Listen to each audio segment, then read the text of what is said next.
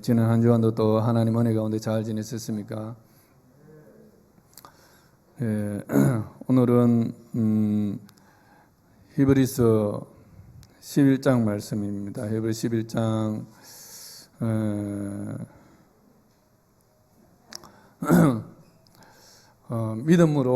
믿음의 전당에 기록된 사람들, 이 제목으로 말씀을 전하기로 원합니다.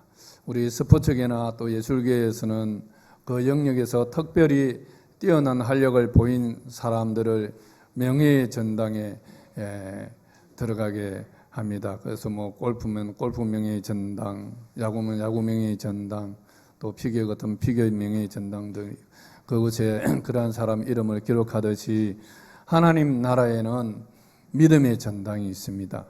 지금 믿음의 전당에 들어간 사람들이 히브리서 11장에 15명의 그 이름과 그들의 행적들을 기록하고 있습니다. 그래서 이 사람들은 하나님께로부터 그 믿음을 인정받은 사람들입니다. 히브리서 11장 2절에 보면 선진들이 이루어서 정거를 얻었느니라. 이 이루어서는 뭡니까?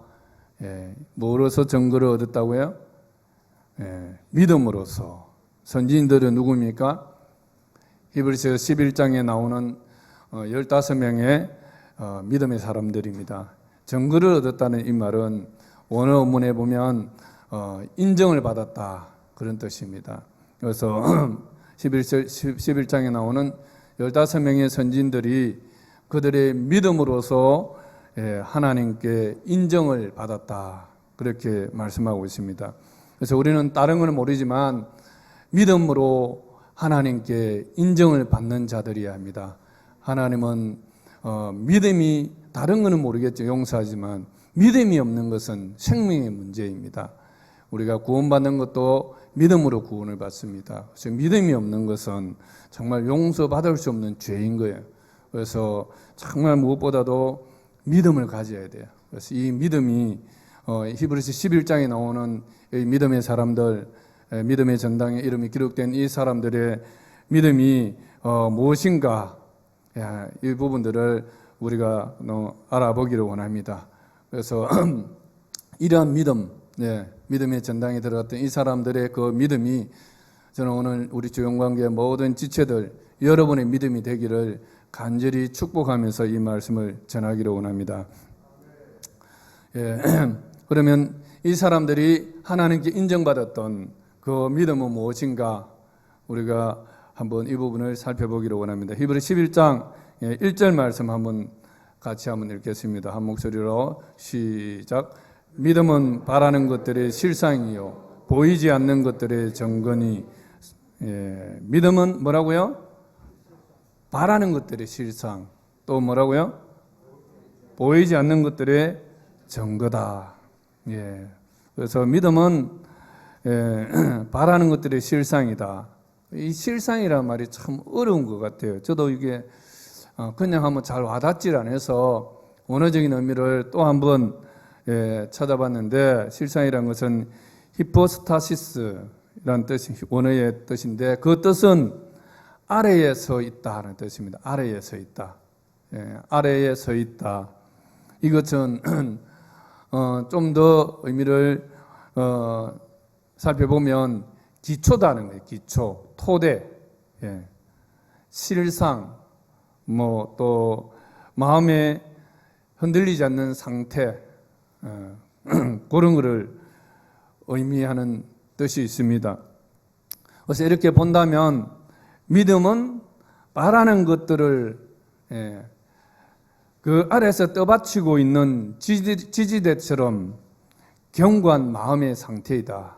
이렇게 정의라고 할 수 있습니다. 한번 따라하겠습니다. 믿음은 바라는 것들을 아래에서 떠받치고 있는 지지대처럼 견고한 마음이다.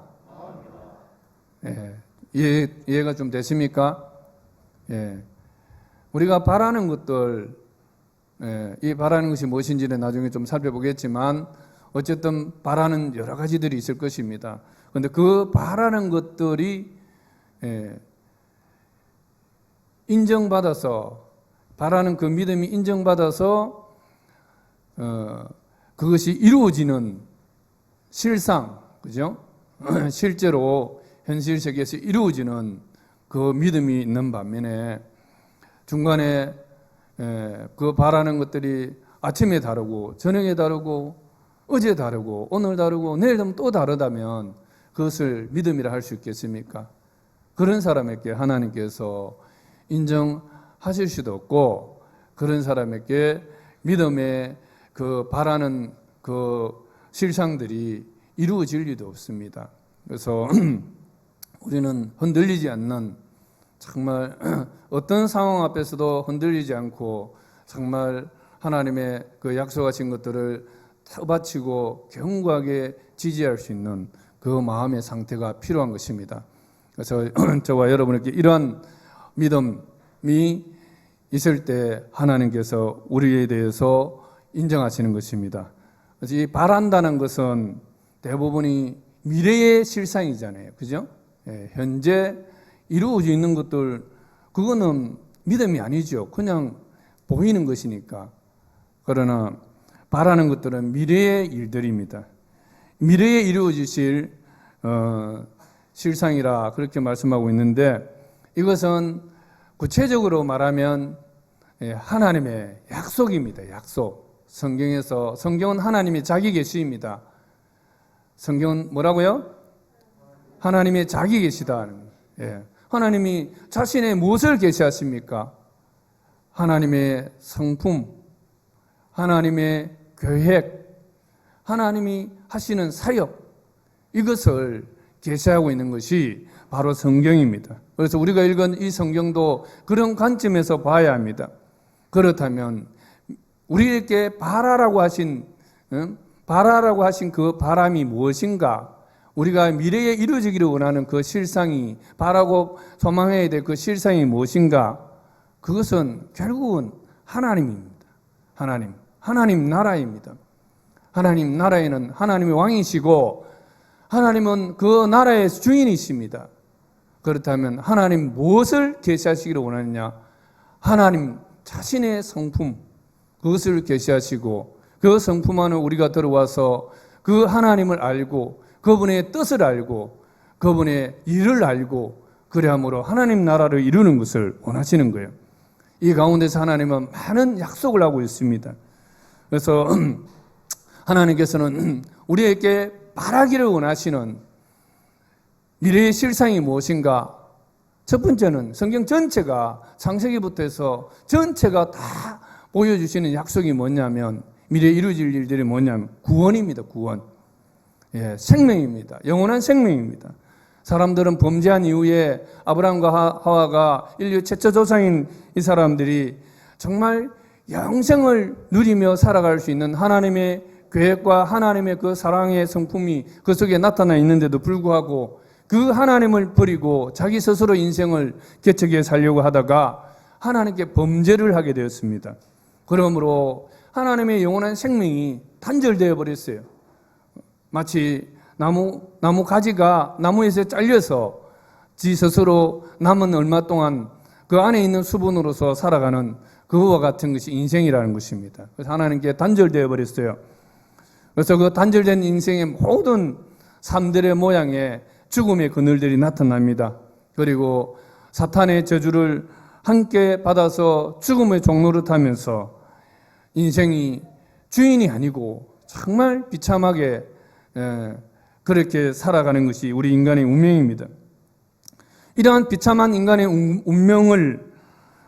운명에서 하나님은 우리를 향한 계획이 있습니다. 그것이 무엇입니까? 구원입니다. 다시 하나님께서 구원하셔서 구원하실 것을 약속하고 있습니다. 어떻게 약속하십니까? 창세기 3장 15절에 보면 여인의 후손으로 오실 예수 그리스도께서 그 그리스도를 통해서 우리를 다시 구원하셔서 하나님의 그 생명 안에 거할 수 있도록 계획을 세우셨습니다.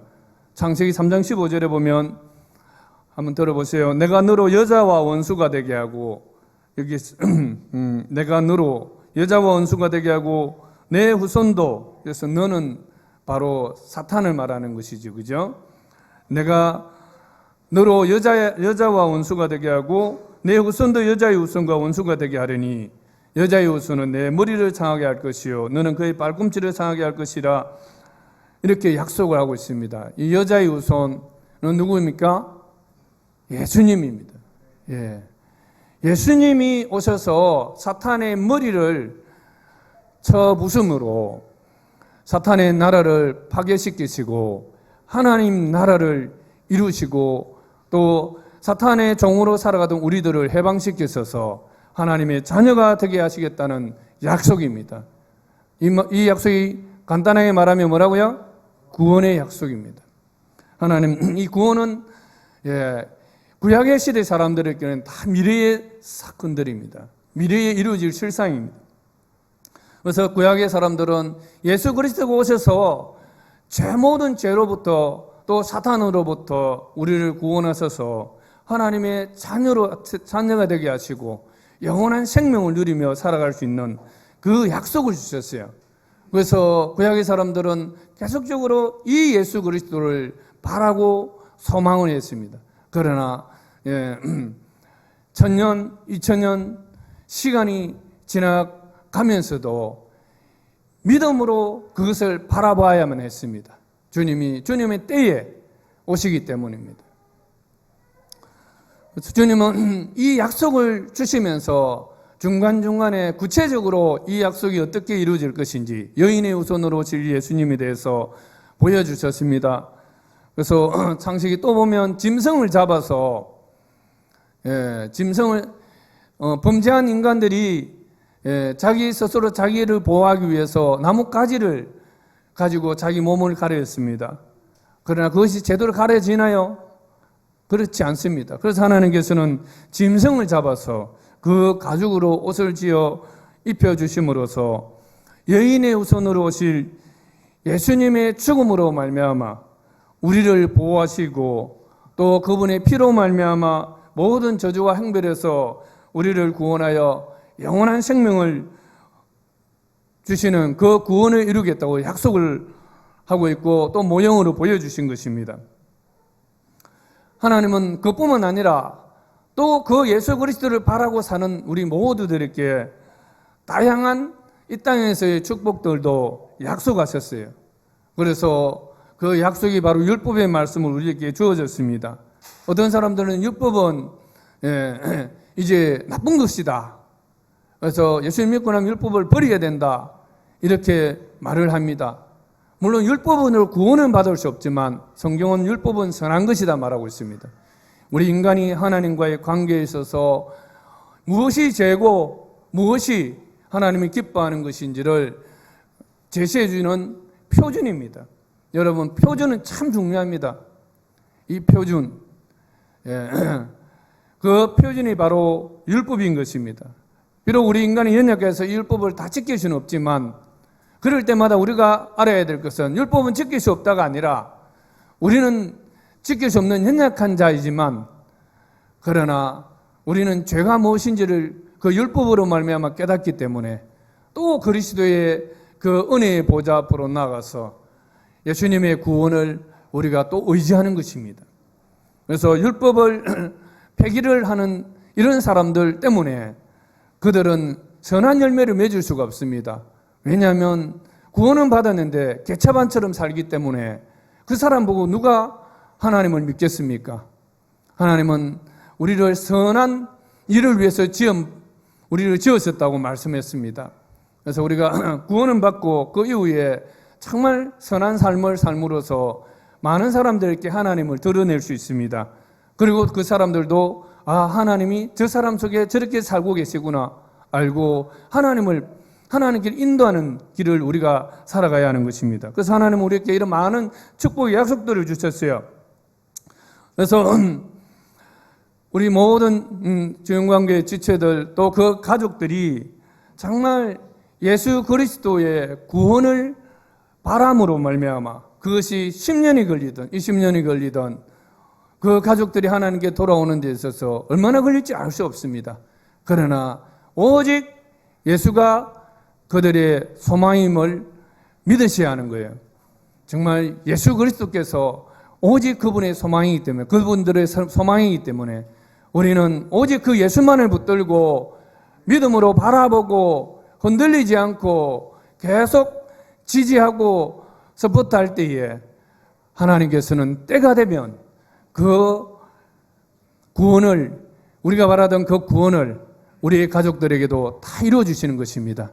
저는 84년도에 예수님 믿고 우리 육남의 가족들이 다 돌아오는 데는 거의 30년이 걸렸죠. 그죠? 40년이 걸린 것 같네요. 84년도에 지금 2020년, 22년이니까. 과연 이런 믿음이 있느냐? 예. 우리에게 정말 그리스도께서 구원을 이루기를 원한다는 그 구원을 바라는 믿음이 여러분 속에 있습니까?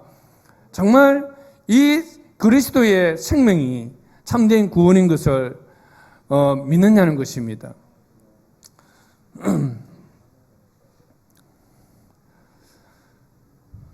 그리고 우리가 또 바라야 될 것은 무엇입니까? 무엇을 바라야 합니까? 무엇을 바라고 살아야 합니까?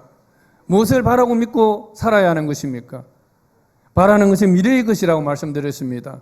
그것은 우리 주님의 재림과 부활입니다.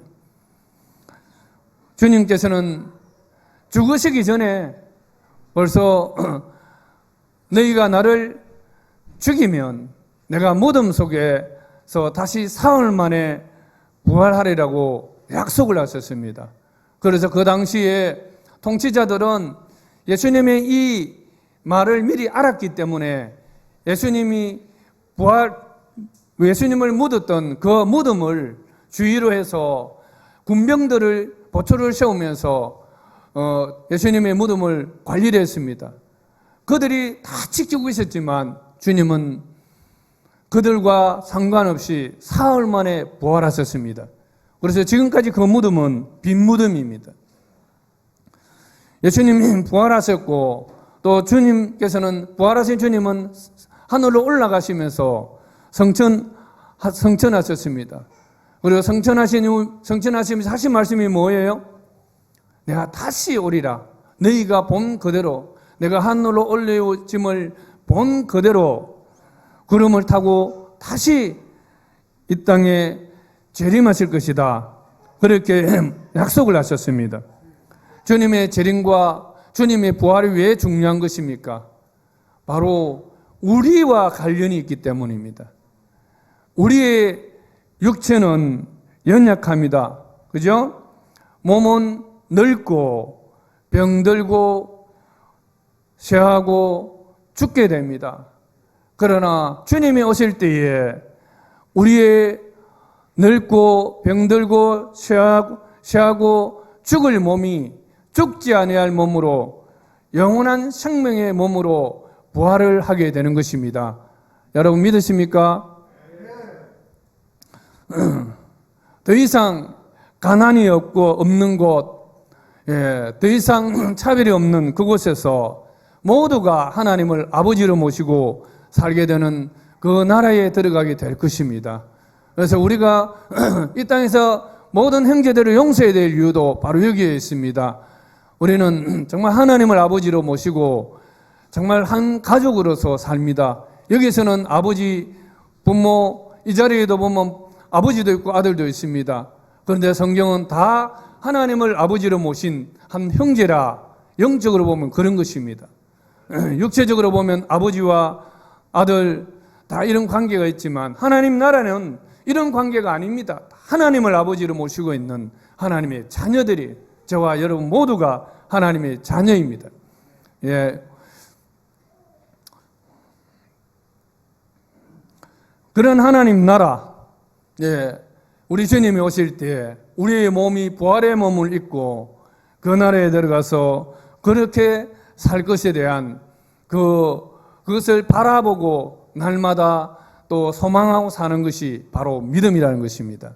그래서 우리가 이 믿음이 없다면, 주님의 재림과 부활에 대한 믿음이 없다면 우리가 뭐 때문에 이렇게 힘들게 삽니까? 여러분 돈 벌어서, 여러분 쾌락을 위해서 여러분 하고 싶은 대로 다 쓰고 마음대로 살면 되지요.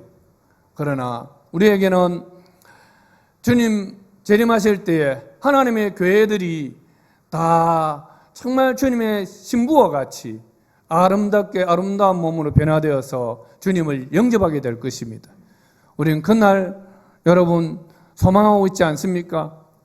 그 소망 가운데 우리가 살아가야 되는 것입니다. 그래서 그 소망을 바라본다면 우리 이 땅의 삶이 어떻게 살아야 될지는 정해져 있지 않습니까? 오늘 소명 그 찬양도 우리가 불렀지만 주님 가신 그 길을 우리도 여전히 따라가고 싶은 그 마음이 들지 않겠습니까? 누가복음 16장에 보면 거지 나사로가 이 땅에서 부자의 상에서 떨어지는 찌꺼기를 받아 먹으면서 그 집 대문 앞에서 살았었습니다. 그런데 부자도 죽고 거지 나사로도 죽었는데 그 거지도 다 죽었습니다. 그죠? 그런데 그 두 사람이 천국에서 어떻게 달라졌습니까? 부자는 지옥에서 불이 뜨거워서 정말 물 한 모금만 찍어서 내 혀를 서늘하게 할 정도로 고통을 겪고 있는데 거지 나사로는 어떻게 합니까? 정말 아브라함의 품에 안겨서 너무나 평안하게 행복하게 사는 모습을 보여주고 있지 않습니까? 이것이 우리는 천국과 지옥에 있음을 믿습니다. 그리고 주님의 재림과 부활이 있음을 믿습니다. 그리고 우리의 육신의 부활도 있음을 믿습니다. 그리고 하나님 나라에서 우리가 들어가서 그 나라를 살게 될 것을 믿습니다. 그럴 때 우리는 더 이상 이 땅에서의 차별이 있을 수가 없는 것입니다. 그래서 우리는 이 땅에 있는 것들로 우리의 형제들을 잘 보살피고 잘 나누고 하는 것이 하나님의 뜻인 것입니다. 두 번째, 믿음은 뭐라고요? 보이지 않는 것을 증명하는 믿음입니다. 보이지 않는 것을 증명하는 것입니다. 믿음은 바라는 것들의 실상이요, 보이지 않는 것들의 뭐라고요? 증거니라. 이 증거를 보니까 오늘로 보니까 엘렌 코스인데 이것은 시험하다, 검증하다, 검토하다는 동사에서 유래돼서 검증, 검토라는 뜻과 함께 검증하고 검토한 그 결과물로서의 증명을 뜻하는 것입니다. 그래서 믿음은 증명되어야 됩니다. 보이지 않는 것들, 우리가 볼 수 없지만 보이는 것으로 증명이 되어야 합니다. 그것이 믿음이라는 것이죠. 그냥 믿는다 하지만 증명하지 못하면 무엇입니까? 거짓이잖아요. 부황된 것이잖아요. 사람들은 보이지 않는 것을 없는 것으로 간주하거나 허황된 것으로 치부합니다. 그러나 그렇지 않습니다. 저는 신학교를 갈 때에도 보이는 세계가 다 아니라는 것을 압니다. 제 전공이 전자공학인데 전자공학은 전자와 전공의 흐름들이 실제로 반도체 안에서 흐르고 있습니다. 그런데 제일 어려운 게 안 보이는 것을 흐른다니까 그게 참 어렵더라고요. 그게 어떻게 흐르는지 좀 한번 가시적으로 보여주면 좋겠는데, 그러니까 이게 어떤 물건에 또 구체적으로 돼서 하는지 보여주면 좋겠는데 교수들도 이론만 중심으로 하니까 우리가 감이 안 오는 거예요. 그런데 교수들 중에서도 산업체에 근무한 사람들이 있어요. 산업체에 근무하다가 다시 대학원을 가고 박사과정 밟고 들어온 사람들은 달라요. 이게 가르치는 게. 왜냐하면 자기는 그것에 봤잖아요. 실제 사례를 보고 그것이 앰프에 들어가고 그것이 어디에 들어가는지를 전자부품으로 들어가는 것을 구체적으로 아니까 좀 가르치는 게 좀 더 다가와요. 그래서 우리는 어쨌든 이 보이지 않는 것, 이 보이지 않는 것들은 항상 우리에게 의심이라는 것을 불러일으킵니다. 과연 그렇게 되겠나? 하나님, 여러분, 하나님 보이지 않으니까 어떻게 합니까? 하나님 계시겠습니까? 하나님 없다고 얘기해요. 지 기분에 따라서 오늘은 하나님 살아계십니다 했다가 내일 아침에 되면 하나님 없습니다. 예, 내 기분을 위로해주는 그런 말씀 들으면 하나님 말씀은 정말 살아계십니다. 내가 하나님 나를 책망하는 말하면 바로 그날부터 하나님 없습니다. 그런 하나님 안 믿겠습니다. 이랍니다. 그것은 하나님 보이지 않는 그 벽을 보이지 않으면 인간은 의심을 합니다. 그래서 의심의 벽을 넘어야 합니다. 우리가 그 의심의 벽을 넘지 못하면 믿음이 아닌 것입니다. 우리가 믿을 때에 그럴 때조차도 우리는 그것을 믿어야 하는 것이죠. 지난주에 목사님도 그런 이야기를 한 분이 전화 왔습니다. 자기 딸이 간에 7cm의 혹이 생겼다. 그래서 자녀가 아프니까 그 목사님조차도 정말 이 안타까운 마음이 들겠는데 하나님 살아계신지 모르겠다고. 자기 딸이 사업하는데 또 갑자기 5천만 원을 빌려준 사람이 내놔라 이러니까 그 돈을 또 구한다고 얼마나 힘들었는지 하나님이 살아계신지 모르겠다 이렇게 이야기를 해요. 그래서 하나님은 변함이 없습니다. 아멘. 그래서 이 의심의 벽을 물리치는 것이 믿음입니다. 우리는 믿을 때 이전에 경험해보지 못했던 것, 이전에 보이지 않던 것들이 보이기 시작합니다. 그것이 바로 믿음입니다. 우리 종교관계 모든 지체들은 이 믿음이 있기를 축복합니다. 그래서 성경은 많은 말씀들을 하지만 결국은 하나님의 자기 계시를 통해서 하나님이 누구신지 또 하나님을 보이는 모습으로 이 땅에 오신 분이 누구십니까? 예수님이십니다. 그래서 이 예수님이 누구신지를 믿을 수 있도록 계속 계시해 주시는 것입니다. 요한복음에 7가지 기적들이 나옵니다. 이 7가지 기적을 보여주신 것이 무엇입니까? 왜 기적을 보여주셨습니까? 하나님이 바로 예수님 같으신 분이라는 것을 보여주시기 위해서입니다. 그리고 이 육신의 몸을 입고 이 땅에 성육신하신 그 예수님이 바로 하나님이심을 보여주시기 위해서 하신 것입니다. 그래서 예수님은 7가지 기적을 통해서 자신이 보이지 않는 하나님의 현상이다, 하나님의 모습이라는 것을 증명해 주셨습니다. 가나 혼인잔치에서 물로 포도주를 만드시고 또 가나에 돌아오셔서 가버나움의 왕의 신하의 아들이 병들었을 때 가나와 가버나움은 약 32km 떨어져 있는 그 지역인데 그 왕의 신하의 아들의 그 병을 고쳐주셨습니다.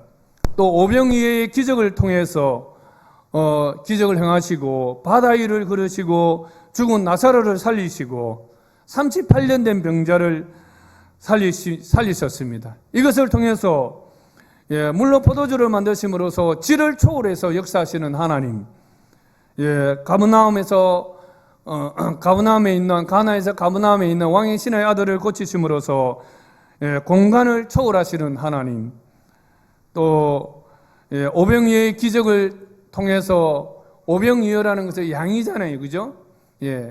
양을 초월하시는 하나님, 바다 위를 걸으심으로써 자연의 법칙을 초월하시는 하나님, 죽은 나사로를 살리심으로써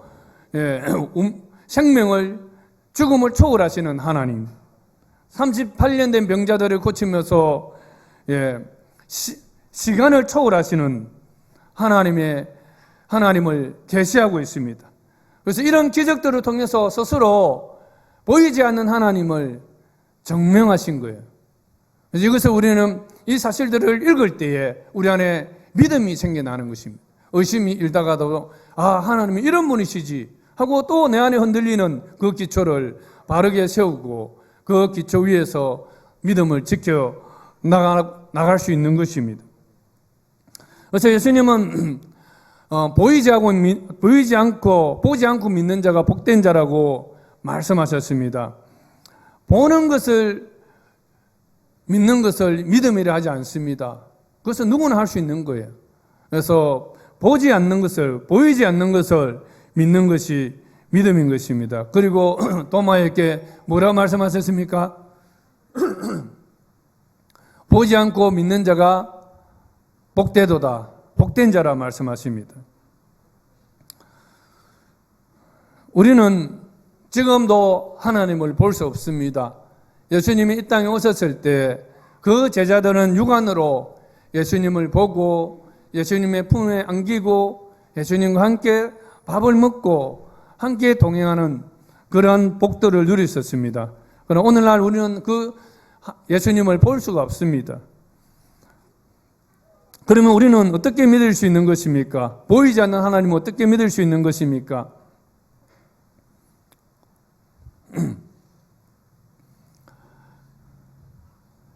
그분의 이 땅에 오셔서 보여주신 그 예수님의 행적들을 통해서 그것이 성경으로 기록이 되어 있습니다.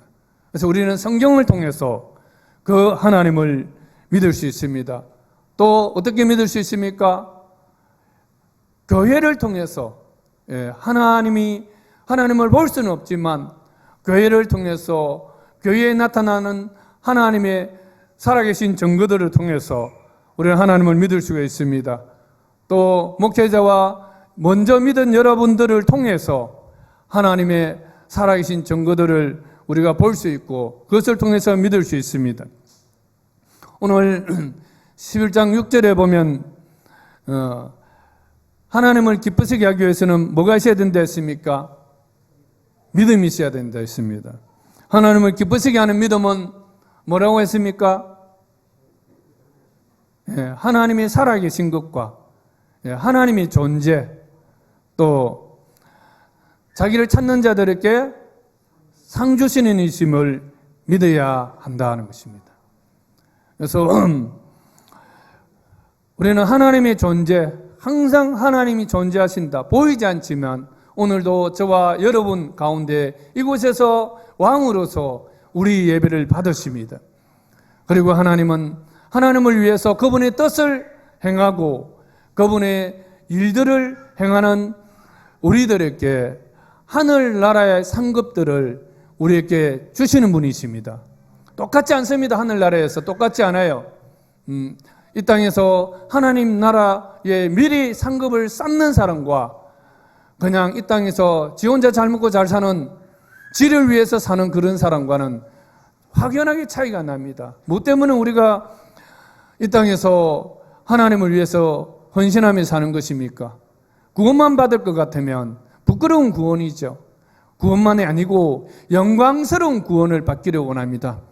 정말 하늘나라에 들어가실 때 하나님께서 왕관을 씌워주시고 정말 하나님의 그 거룩한 옷을 입혀주시고 하나님이 예비하신 그 큰 집에서 여러분들이 다 살 수 있도록 하시기 위해서 하나님께서 우리에게 이 땅에 하나님 위해 살 수 있는 기회를 주신 것입니다. 성경이 말씀하시는 것들은 대부분 눈에 보이지 않는 것들입니다. 요한일서 5장 29절에 보면 선한 일을 행한 자는 생명의 부활로 악한 일을 행한 자는 심판의 부활로 나오리라. 그래서 똑같이 부활은 하지만 한 사람은 생명의 부활로 한 사람은 심판의 부활로 나올 것이다 말씀하고 있는 것입니다. 그래서 우리가 예수님 믿고 구원 은혜를 받지만 그러나 우리에게 생명의 부활, 정말 그 부활 때에 그 행한 상급에 따라서 하나님께서 다 갚으신다는 것을 말씀하고 있습니다. 지난주에 우리가 배웠던 속죄제를 드리는 원리도 눈에 보이는 것이 아닙니다. 그죠? 우리 인간이 죄지면 그냥 지 한 몸으로 끝나는 줄로 생각하고 있습니다. 그래서 내가 죄짓지 네가 죄짓나 건드리지 마라, 간섭하지 마라, 이런 것이 인간들의 모습입니다. 이것이 제일 처음에 인류의 범죄, 아담과 하와의 죄와 동일합니다. 항상 사람들이 위로는 받기를 원하고 축복은 받기를 원하는데 하나님이 징계의 말씀만 전하면 간섭하지 마세요. 나는 납니다. 이 참 들으면 목회자 그냥 심란합니다. 죄를 지으면 속죄를 개인적으로 속죄를 받아야 할 뿐만 아니라 하나님의 성소를 정결하게 해야 된다. 그렇게 말씀을 전했습니다. 그죠? 예, 그것은 내가 나의 죄가 나로 끝나는 것이 아니고 하나님의 성전을 더럽힌다는 그 원리가 있습니다. 그래서 속죄를 할 때에도 내가 입술로만 회개하는 것이 아니고 나의 그 죄에 대해서 주님의 십자가와 주님의 죽으심을 통해서 대속의 죽음을 통해서 속죄를 해야 하지만 또한 실제로 내 영혼에 더럽혀진 죄 또 하나님의 교회에 더럽혀진 그런 죄들을 정결하게 씻어 더럽힘을 씻어야 한다는 것을 말씀하고 있습니다. 그런데 이 보이지 않는 일이기 때문에 사람들이 이 원리를 잘 적용하려고 하지 않습니다. 그냥 번거롭게 왜 그렇게 사느냐, 그냥 자유롭게 삽시다, 그렇게 말합니다. 그런 사람은 절대 믿음이 자라지 않습니다. 왜? 믿음은 보이지 않는 것들의 정근이, 여러분들이 보이지 않는 그 죄의 모습에 대해서 인정하지 않는다면 여러분들은 여전히 그 죄 가운데서 돼지우리에서 하루 씻었다가 또 그 뒹구는 것과 같은 그런 삶을 살 수밖에 없습니다. 그런 사람에게 무슨 하나님의 상급을 기대할 수 있겠습니까? 하늘나라에 무슨 소망이 있겠습니까? 믿음을 볼 수 있겠습니까? 믿음의 도약을 볼 수 있겠습니까? 그럴 수 없습니다. 회개는 입술로 고백하고 자신의 죄를 인정하는 것이지만 그것에 머무르지 않고 삶의 방향을 턴하는 것입니다. 기존에 가던 방향에서 턴을 해서 다른 방향으로 가는 거예요. 그게 회개입니다. 자기 중심의 삶에서 하나님 중심의 삶으로 방향을 턴하는 것입니다. 세상적인 가치관에서 성경의 가치관, 하나님께서 말씀하시는 하나님의 뜻으로 자기 가치관을 바꾸어서 살아내어 그 가치관이 바르다는 것을 증명해내는 것이 믿음입니다. 그래서 우리 그리스도인들이 요즘 보면 너무 믿는다는 것이 물질적으로 변해져 있습니다. 그러나 성경은 요한일서 2장 15절에 보면 이 세상이나 세상에 있는 것들을 사랑하지 말라. 누구든지 세상을 사랑하면 아버지의 사랑이 그 속에 있지 아니하니 이는 세상에 있는 모든 것이 육신의 정욕과 안목의 정욕과 이생의 자랑이니 다 아버지께로부터 온 것이 아니요 세상으로부터 온 것이라. 이 세상도 그 정욕도 지나가되 오직 하나님의 뜻을 행하는 자는 어떻게 한다고요? 영원히 거하느니라. 아멘. 믿음의 전당에 들어간 이 사람들은 육신의 정욕과 안목의 정욕과 이생의 자랑을 따라 살지 않고 보이진 않지만 영원히 살아계셔서 그분의 뜻과 계획을 이루어 가시는 그 하나님의 뜻을 따라 살아낸 사람들입니다. 이런 사람들은 보이지 않는 하나님 나라를 이 땅에 증명해낸 사람들입니다. 예전에 작년인가 한번 설교를 한 것 같습니다. 목숨을 걸고 믿음을 지킨 사람들인가? 로마 시대에, 그죠? 초기 기독교 시대입니다. 그죠? 그때에 믿는다는 것이 무엇인지를 잘 보여준 책입니다. 무명의 저자이지만, 누군지는 모르지만, 그 책을 통해서 보면 믿음으로 사는 것이 뭔지, 생명을 바꾸는 것입니다. 육체의 생명과 영생을 바꾸는 그 믿음을 살았던 거예요. 사자가 그들을 물어 뜯어서 어떤 사람은 머리만 남아있고 어떤 사람은 팔만 남아있고 그런데도 그 얼굴에 사자에게 먹히면서도 그 얼굴이 험상궂은 얼굴이 아니고 웃는 얼굴이라는 거예요. 무엇 때문에 그런 거예요? 보이지 않는 것을 보는 믿음이 있기 때문입니다. 무엇을 보았겠습니까? 저는 예수님이 사도행전 7장에 있는 서대반의 순교에서 나온 그 예수님과 하나님이 하늘에서 일어나셔서 그 고난당하는 그 사람들을 향해서 응원하는, 그리고 천사들이 그들을 돕는 그 모습을 보게 하시지 않았냐 생각합니다. 그렇게 되면 웃을 수 있죠. 아니면 어떻게 웃을 수가 있겠습니까? 어떻게 자기 목숨과 맞바꿀 수 있겠습니까? 그것이 바로 보이지 않는 하나님을 증거하는 삶이라고 저는 믿습니다.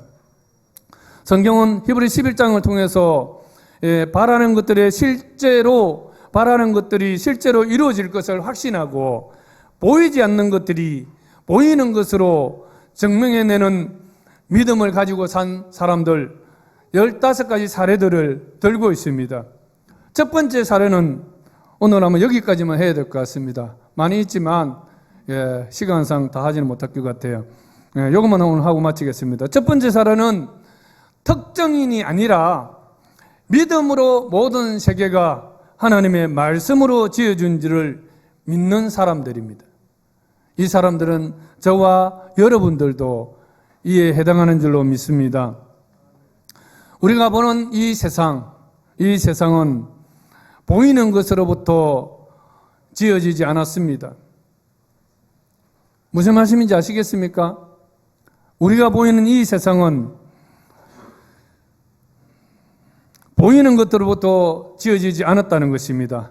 보이지 않는 세계, 보이지 않지만 실제하시는 존재가 있는 것입니다.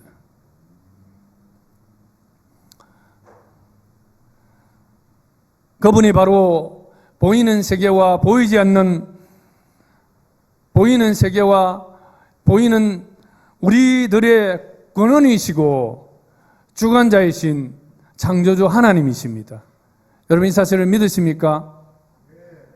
우리가 보는 모든 세계들은 이 모든 보이는 세계의 근원이 되시는 하나님께로부터 시작됐다는 사실을 우리는 믿어야 하는 것입니다. 우리가 딛고 사는 땅, 매일 딛고 사는 이 땅, 또 우리가 매일 바라보는 하늘, 우리가 매일 또 보는 이 모든 세계가 하나님의 말씀으로 지어준 줄을 아는 것이 믿음입니다. 그래서 이 믿음을 가진 사람들이 믿음의 전당에 들어간 첫 번째 사람들이라는 것을 말하고 있습니다. 얼마나 쉽습니까? 그죠? 특별한 것을 요구한 것이 아닙니다. 하나님께서 이 우주 만물을 만드셨다는 것을 믿는 것입니다. 어떤 지진이 오더라도, 어떤 전쟁이 있더라도 정말 그 속에서도 요동치 않고 믿어야 될 것은 하나님께서 이 우주 만물을 만드셨다. 그것을 믿는 사람들에게 하나님께서 믿음의 전당에 들어가게 하신 것입니다. 믿음이 있는 사람은 우주가 하나님의 말씀으로 지어졌다는 것을 알 뿐만 아니라 우리 눈에 보이는 세계가 보이지 않는 것으로부터 나왔다는 것을 인식합니다. 그러므로 실제 존재하는 이 세계가 현상적인 질서가 아니라 눈에 보이는 이 질서가 다가 아니라 보이지 않는 질서에 지금 지배를 받고 있다는 사실을 인식하고 있습니다. 그래서 보이는 현상 속에 여러 혼란과 무질서가 올 때에 어떻게 합니까? 이런 사람들은 금식하면서 보이지 않는 하나님과의 관계에서 문제가 없는지, 그런 질서에 있어서 문제가 없는지 하나님께 다가가서 하나님으로부터 자신을 보이는 세계를 바라보는 것입니다. 이것이 믿음입니다. 그런데 이런 믿음이 있느냐? 교회는 다니지만 이런 믿음을 가지고 사는 사람이 많지 않습니다. 그런데 실제로 우리가 감각적으로 느끼고 사는 이 모든 세계의 이 감각들조차도 사실은 보이지 않는 그 영적인 감각에서 비롯된다는 사실을 알고 있는 사람이 얼마나 있겠습니까? 며칠 전에 저희 누님이 새벽에 잠을 깼는데 누가 깨우더라는 거지. 무릎을 툭툭 뛰면서 일어나라고 그러대. 그런데 일어나 보니까 아무도 없는 거예요. 여러분이 점심때 먹을 밥을 하라고 깨우신 거예요. 여러분 이런 경험들은 정말 영적 세계의 경험이에요. 육체적인 감각으로만 우리가 사는 사람들은 알 수가 없어요. 그래서 영적인 하나님과의, 보이지 않는 하나님과의 관계 속에서 살아가는 그 영적 감각이 있는 사람들을 영감이 있다, 그렇게 말합니다. 그래서 그런 감각이 있으면 우리는 보이지 않는 세계의 질서를 지배받으면서 살아가는 것입니다. 그래서 보이는 육적인 감각들은 보이지 않는 영적 감각의 일부에 불과하다는 사실을 우리는 알아야 합니다. 그런데 보이는 이 세계의 감각들은 엄청나게 중요하게 부각을 시키지만 실제로 영적인 이 감각으로 권면하고 책망하고 교훈하는 이 말씀들에 대해서 권위를 두지 않습니다. 이런 사람 믿음이 자라겠습니까? 자라지 않겠습니까? 5년을, 10년을, 20년을 다녀도 믿음이 안 자랍니다. 보이지 않는 세계, 그 세계 뒤에는,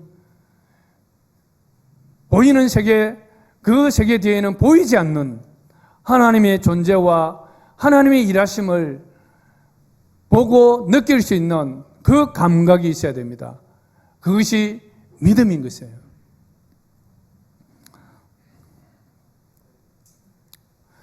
그러므로 믿음이 있는 사람들은 보이는 것 뒤에 있는 근본적이고도 영원한 실제, 그것을 붙들려고 부단하게 그 믿음의 문으로 들어갑니다.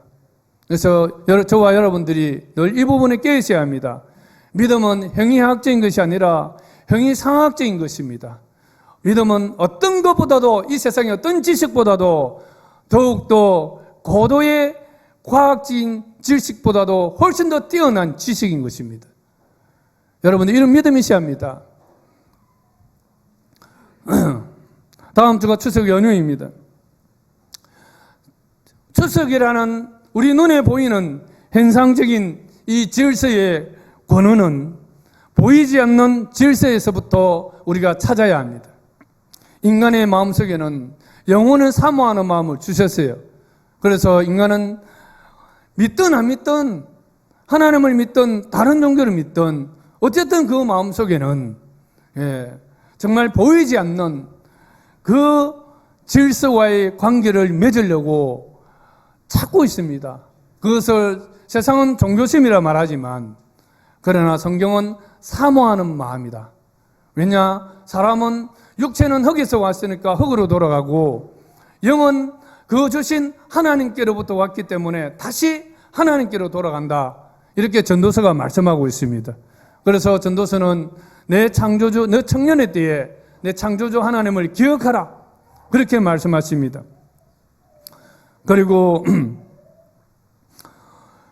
공고한 날이 이르기 전에 나는 아무 낙이 없다고 할 해들이 가깝기 전에 그리하라고 말씀하십니다. 그리고 전도서 마지막에 이래 결국을 다 들었으니 하나님을 경외하고 그의 명령들을 지킬지어다. 이것이 사람의 본분이니라. 이 본분이라는 것을 뭘 말하는 겁니까? 사람이 지켜야 될 질서라는 것입니다. 사람을 처음으로 지으시고 낳으신 분은 창조주 하나님이십니다. 우리 부모와 조상을 바르게 공경하는 바른 질서의 길은 사람을 처음으로 창조하고 나의 부모를 낳아주신 사람의 근본이신 창조주 하나님을 경외하고 그 명령들을 지키는 것이 사람의 본분이요 사람의 마땅한 질서라고 성경은 말하고 있는 것입니다. 죽은 조상들은 죽는 순간 육체는 흙으로 돌아가고 그 영은 그 주신 하나님께로 돌아갑니다. 그 죽은 조상들조차도 하나님 앞에서 서게 되어 하나님 앞에 서서 하나님의 심판의 부활과 생명의 부활로 그 앞에 서게 되어 있는 것입니다. 그래서 그 조상들조차도 우리로 하여금 하나님을 경외하고 하나님을 믿고 마땅한 그 질서를 따라 살아라고 말씀하고 있습니다. 그것이 부자의 고백이지 않습니까?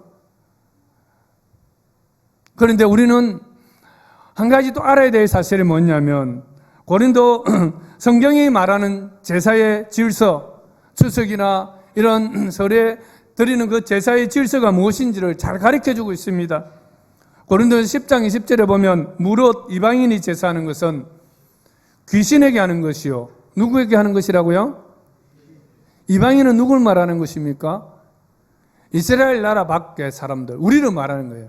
그래서 오늘날 우리 온 세계 사람들이 제사하는 것은 누구에게 하는 것이라고요? 귀신에게 하는 것이요. 근데 사람들은 어떻게 생각합니까? 조상들에게 하는 것이라고 생각하고 있습니다. 우리 조상들은 죽는 순간 육체는 무덤으로 가지만 그 영혼은 그 주신 하나님께로 돌아갑니다. 이 땅에 없어요. 그런데 그것에 절하면 뭐가 틈탄다고요? 귀신이 틈타는 거예요. 귀신을 여기서 보면 귀신에게 하는 것이 하나님께 하는 것이 제사하는 것이 아니니라. 나는 너희가 귀신과 교제하는 자가 되기를 원하지 않으노라. 왜 우리가 하는 이 제사를 방식으로 하지 마라 하느냐 하면 그것은 바로 귀신을 초청하는 거예요. 절하면 귀신을 초청하는 거예요. 귀신을 집안으로 초청해서 그 귀신과 교제한다는 거예요. 여러분 귀신과 교제하고 싶은 사람 손 들어보세요. 아무도 없지요? 귀신은 성경이 말씀하고 내가 온 것은 양으로 생명을 얻게 하고 풍성하게 주시기 위해서 왔지만 도적이 온 것은 뭐라고요? 죽이고 멸망시키려고 오는 것입니다. 그 도적이 누구입니까? 귀신입니다. 귀신을 많이 섬기면 무당들이나 또 제사 밥거리가 많은 이런 집구석들 보면 여러 가지로 어려움들이 많이 생기는 이유가 귀신은 결코 우리에게 복을 주는 사람이 아닙니다. 복을 주는 존재가 아니에요. 귀신도 보이지 않는 존재지만 이 귀신은 우리를 죽이고 멸망시키려고 오는 거예요. 그래서 이 귀신들 무당꾸다 하면 뭐 누구다 이렇게 나타나지만 그것은 속이는 거예요. 타락한 천사들이고 실제로 사람의 영혼이 아닙니다. 그 이름으로 활동하는 거예요. 여러분의 부모님들은 이미 천국이나 지옥에 가 계십니다. 이 땅에 있지 않습니다. 그래서 우리는 하나님께 천지를 창조하신 그 하나님을 예배하고 섬겨야 되는 존재입니다.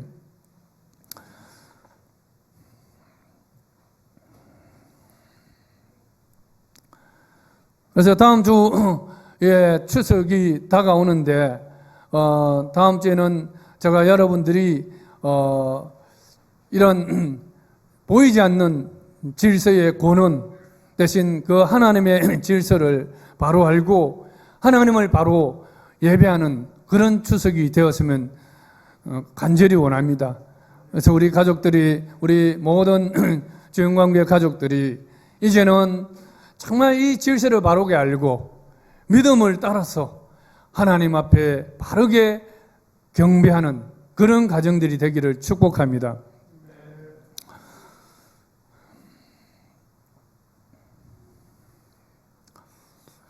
저는 여러분들이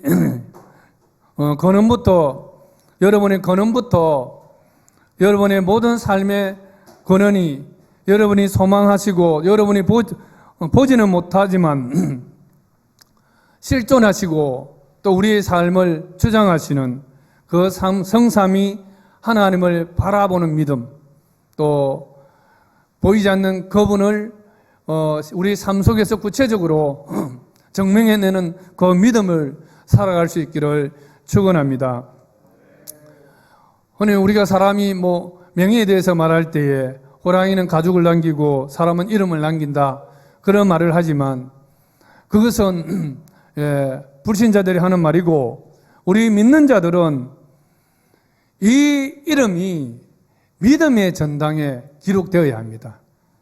여러분의 이름이 정말 오늘 15명의 그 이름과 같이 믿음의 전당이 오늘 여러분 솔로몬이 이 믿음의 전당에 올라오지 이름이 기록되지 못했어요. 이 땅에서 그렇게 부유하게 살고 떵떵거리며 살았던 이 솔로몬은 없어요. 그러나 그 아버지 다윗은 있어요. 그래서 우리가 끝까지 우리의 믿음이 흔들리지 않고 변치 않고 정말 보이지 않지만 보는 것 같이 또 아직 이루어지지 않았지만 이루어질 주님의 재림과 부활을 바라보면서 소망하면서 끝까지 믿음으로 흔들리지 않고 살아가는 저와 여러분 되기를 간절히 축원합니다. 기도하겠습니다. 하나님 아버지 참으로 감사합니다. 정말 믿음의 선진들의 그 삶을 통해서 우리가 어떻게 살아야 될지를 또 보여주시니 감사합니다. 하나님 또한 우리가 이 땅에서 헌신하고 또 희생하며 살아가는 그 모든 것들의 보이지 않는 영적 질서들을 우리에게 보여주심으로 우리가 소망을 가지고 이 땅에서 살게 하여 주시니 참으로 감사합니다. 아버지 하나님, 우리는 참으로 죽지 아니하고 쇠하지 아니하고 병들지 아니하고 영원히 존재하는 그 영생을 구원의 선물로 받은 자들이오니 하나님, 우리가 이 땅에서 살 때 오직 믿음으로 살게 하여 주시옵소서. 우리 삶에 찾아오는 핍박과 어려움들 속에서도 결코 흔들리지 아니하고 믿음에 굳게 서서 살아갈 수 있도록 하나님 도와주시옵소서. 예수님의 이름으로 간절히 기도드립니다. 아멘.